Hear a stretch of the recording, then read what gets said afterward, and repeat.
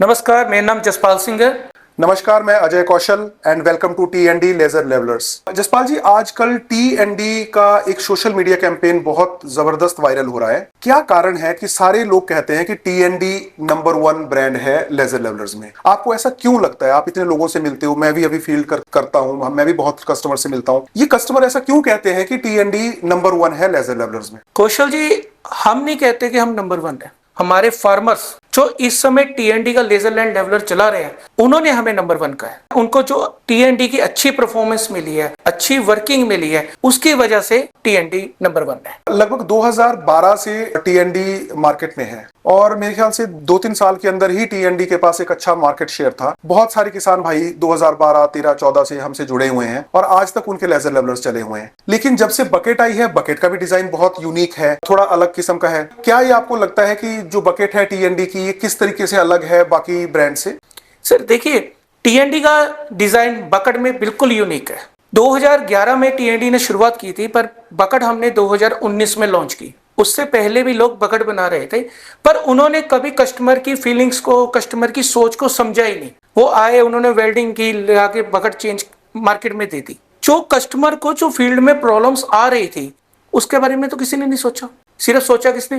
टी&डी ने। आप देखिए, आपके सामने ये हमारा डिजाइन है। हमारी बकेट आने के बाद लोगों ने इसकी कॉपी मारी है, पर उससे कॉपी लगी नहीं। ये चीज बिल्कुल ठीक कही। मेरे को भी ऐसा लगता है कि बाकी कंपनीज की जो बकेट्स हम देखते हैं, वो एक ना वेल्डिंग बेस्ड डिजाइन है। अगर हम टी&डी की बात करें तो आप देखिए, ये पूरा का पूरा बेंडिंग बेस्ड डिजाइन होता है और यहां से लेके और यहां तक ये पूरा का पूरा एक यूनिट होता है।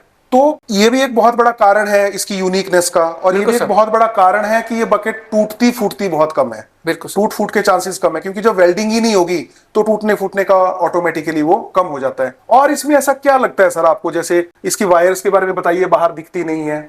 अजय जी देखिए, आज से पहले भी बकेट बन रही थी, मार्केट में सेल हो रही थी, पर उन्होंने कस्टमर के, फार्मर्स के विचार को समझा नहीं। टी&डी ने जब इसके ऊपर वर्किंग शुरू की, तो सबसे पहले टी&डी ने इसके ऊपर ब्यूटीफुल इंजीनियरिंग का काम किया। काफी हमारी रिसर्च के बाद ये बकेट बनी है। सबसे पहले देखिए, किसी कंपनी ने हुक के बारे में नहीं सोचा। जी जी जी। सिंपल एक हुक थी। ट्रैक्टर बड़े हैं, छोटे हैं, ट्रैक्टर की एडजस्टमेंट ही नहीं हो पा रही थी। ये एडजस्टेबल है। ये जो हुक है, ये आप देखिए 1, 2, 3, 4, 5 नट लगे हुए।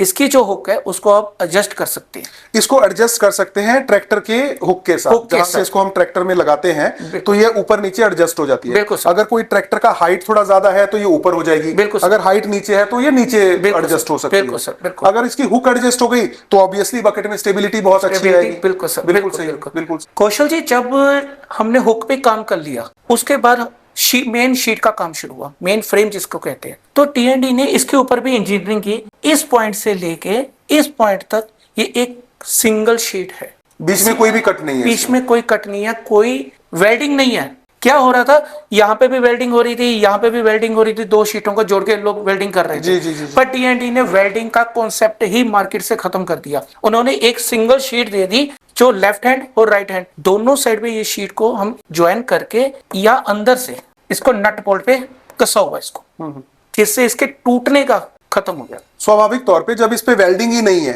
बिल्कुल, तो जो मेटलर्जी है उसका प्रॉपर्टी चेंज नहीं होती। जब प्रॉपर्टी चेंज नहीं होती है तो उसके टूटने के चांसेस कम हो जाते हैं। बिल्कुल सर। तो कहने का अर्थ ये है कि 2026 में अब अगर आप लेजर लेवलर लेने का प्लान कर रहे हैं तो समझदारी से चुनिए नंबर 1 ब्रांड टी&डी लेजर लेवलर।